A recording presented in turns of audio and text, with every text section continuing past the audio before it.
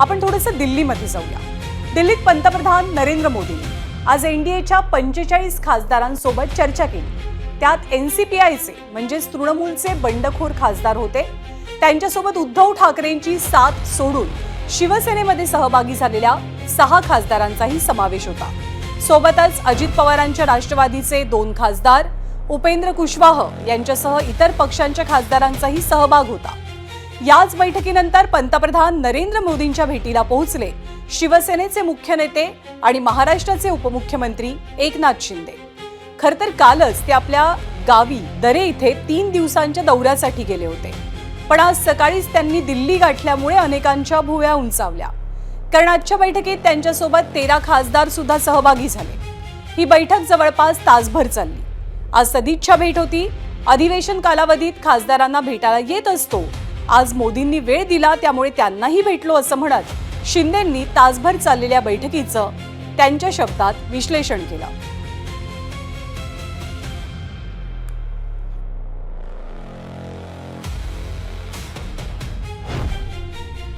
अधिवेशन काळात आमच्या खासदारांना मी भेटायला येत असतो आणि त्याप्रमाणे मी आलो आणि प्रधानमंत्री महोदयांनी देखील भेटीची वेळ दिली होती।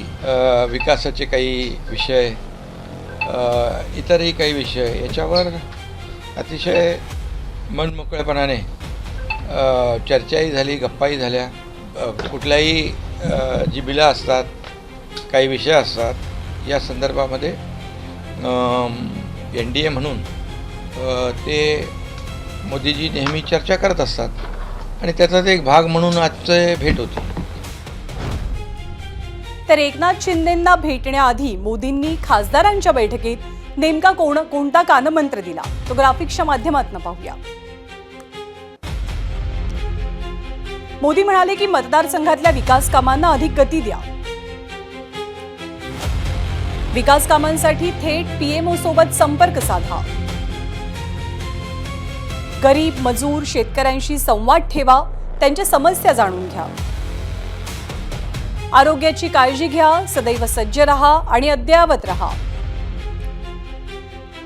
संपूर्ण देशाला नव्या उंचीवर नेण्याचा संकल्प करा असा संदेश एनडीएतल्या नव्या खासदारांना मोदींनी दिला। सोबतच आमच्यासाठी एका खासदाराचा पक्ष सुद्धा तितकाच महत्त्वाचा आहे हेही आवर्जून सांगितलं।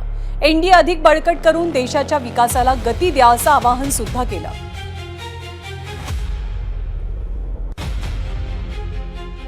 तर सध्या दिल्लीमध्ये पावसाळी अधिवेशन सुरू आहे। गेल्या 2 आठवड्यांपासून सुरू असलेल्या अधिवेशनात 3 महत्त्वाच्या घडामोडी घडतात। पहिली, संसदेच्या 2ही सभागृहात फक्त आणि फक्त गोंधळ सुरू आहे। दुसरी घडामोड, सत्ताधाऱ्यांच्या बैठका ज्याचं नाव आहे मंगल मिलन।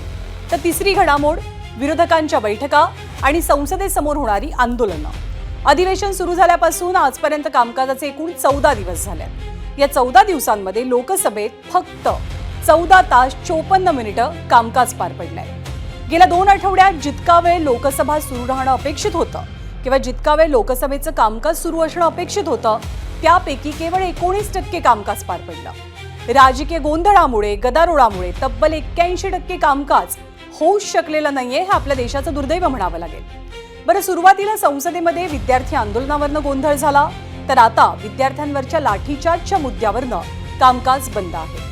ही सगळी कोंडी सोडवण्यासाठी संसदीय कामकाज मंत्री किरेन रिजिजू यांनी विरोधी पक्षनेते राहुल गांधींसह अनेक नेत्यांसोबत चर्चा केली आहे आणि आज अधिवेशनाचा 3रा आठवडा संपत असताना आपणही एकच अपेक्षा करूया की पुढच्या आठवड्यात तरी किमान कामकाज शांततेत पार पडेल।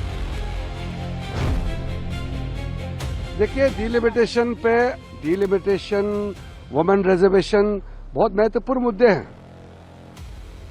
अब वो कहते हैं कि डिलिमिटेशन, वुमेन रिजर्वेशन को कांग्रेस विरोध करते हैं, तो ये तो एक तरीके से देश के महिलाओं के साथ धोखा है। तो सब मालूम है, हम लोग का कमिटमेंट को तो सब जानते हैं। प्रधानमंत्री जी ने बार बार कहा है कि महिलाओं को उनका अधिकार देके हम रहेंगे, और कांग्रेस इसको बार बार विरोध कर रहे हैं। कांग्रेस को झेलना पड़ेगा ये महिला विरोधी होने का। तर संसदीय कामकाज मंत्री किरेन रिजिजू यांनी विरोधकांवरती टीका करत असतानाच आज महिला आरक्षणासह घटना दुरुस्ती विधेयकावर सुद्धा भाष्य केलं। तुम्हाला आठवतंय का, ही दोनही विधेयकं 3 महिन्यांपूर्वी पार पडलेल्या अधिवेशनात सुद्धा सादर झाली होती.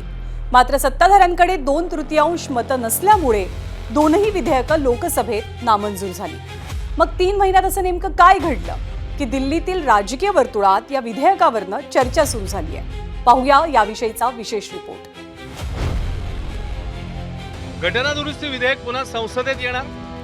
सरकारकडून 2/3 बहुमताचा कोटा पूर्ण. मागच्या अधिवेशनात मोदी सरकारने ज्या विधेयकावरून संसदेत पहिल्यांदाच पराभवाचा सामना केला, तेच मतदारसंघ पुनर्रचना विधेयक या अधिवेशनात मांडलं जाण्याची शक्यता आहे. आणि त्यासाठी आवश्यक असलेला 2/3 बहुमताचा कोटा पूर्ण झाल्याचा दावा सूत्रांनी केलाय, ज्याची सुरुवात झाली 2 दिवसापूर्वी झालेल्या बैठकीनंतर. ही बैठक होती संसदीय कामकाज मंत्री किरेन रिजिजू आणि लोकसभेतले विरोधी पक्षनेते राहुल गांधी यांची. याच बैठकीत राहुल गांधींनी मतदारसंघ पुनर्रचना विधेयकाला पूर्णपणे विरोध केलाय. मग तरीही सरकार याच अधिवेशनात हे विधेयक का आणेल, तर त्याची काही कारणं पहा. कारण क्रमांक 1, राज्यसभेतील आकडेवारी. येत्या नोव्हेंबरमध्ये उत्तर प्रदेशातून निवडून आलेले भारतीय जनता पक्षाचे 8 राज्यसभा खासदार निवृत्त होतील आणि सध्या उत्तर प्रदेशातील विधानसभेचं संख्याबळ पाहता भारतीय जनता पक्षाला तिथून 8 खासदार निवडून आणणं शक्य नाही आहे.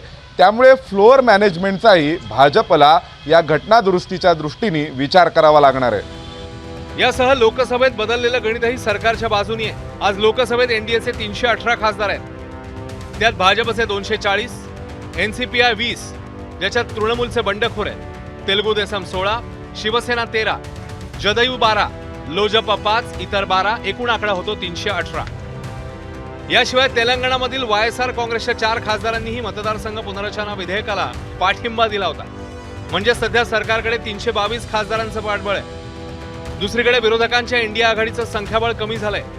तृणमूलचे 20 तर ठाकरेंच्या सेनेचे 6 खासदार कमी झाले आहेत. शिवाय तामिळनाडूत काँग्रेसने डीएमकेला सोडून विजयसोबत सत्तेत जाण्याचा निर्णय घेतलाय. त्यामुळे डीएमकेच्या 22 खासदारांनी इंडिया आघाडीसोबत न बसण्याचा निर्णय घेतलाय. पण डीएमकेने आधीपासूनच मतदारसंघ पुनर्रचना विधेयकाला विरोध केला. आताही त्यांचा विरोध आहेच. मात्र त्यांनी मागच्या वेळी विधेयकावरून ठेवलेल्या अटी सरकारने जर मान्य केल्या तर कदाचित चित्र बदलू शकतं. कारण क्रमांक 1, राज्यसभेतील आकडेवारी. येत्या नोव्हेंबरमध्ये उत्तर प्रदेशातून निवडून आलेले भारतीय जनता पक्षाचे 8 राज्यसभा खासदार निवृत्त होतील आणि सध्या उत्तर प्रदेशातील विधानसभेचं संख्याबळ पाहता भारतीय जनता पक्षाला तिथून 8 खासदार निवडून आणणं शक्य नाही आहे. त्यामुळे फ्लोअर मॅनेजमेंटचाही भाजपला या घटनादुरुस्तीच्या दृष्टीने विचार करावा लागणार आहे. 2/3चा अर्थ असा आहे की सभागृहात त्यावेळेला जेवढी एकूण संख्या आहे त्या संख्येच्या 2/3 खासदारांनी मतदान केलं पाहिजे. त्याच्यामुळे जे खासदार प्रत्यक्ष म्हणजे डायरेक्टली या विधेयकाला पाठिंबा देऊ शकत नाही, त्यांनी सभागृहात अनुपस्थित राहून अप्रत्यक्षपणे ते सरकारला मदत करू शकतात, देशहिताच्या दृष्टीने आपला निर्णय घेऊ शकतात. शिवाय काँग्रेसने लोकसभेतील सर्व खासदारांसाठी 3 ओळींचा व्हीप जारी केलाय. काँग्रेसने सर्व लोकसभा खासदारांना 10, 11 आणि 12 ऑगस्ट रोजी लोकसभेत उपस्थित राहण्याच्या सूचना दिल्या. त्यामुळेही याच 3 दिवसात महत्त्वाचं विधेयक मांडलं जाऊ शकतं याची शक्यता बळावतीये. आणि जर घटना दुरुस्ती विधेयक आलं तर ते मंजूर होणार का, की ते पुन्हा नामंजूर होणार, हे लवकरच कळेल. स्पेशल रिपोर्ट, एबीपी माझा. खरं तर सध्या संसदेमध्ये सुरू असलेला गोंधळ पाहता सरकार हे विधेयक आणेल का असा सवाल अनेक राजकीय विश्लेषक उपस्थित करतात. पण सध्या राजकारणात नेमकं कधी काय घडेल याचा अंदाज कोणीच बांधू शकत नाहीये. त्यामुळे लेट्स सी पुढच्या काही दिवसात नेमकं काय होत आहे.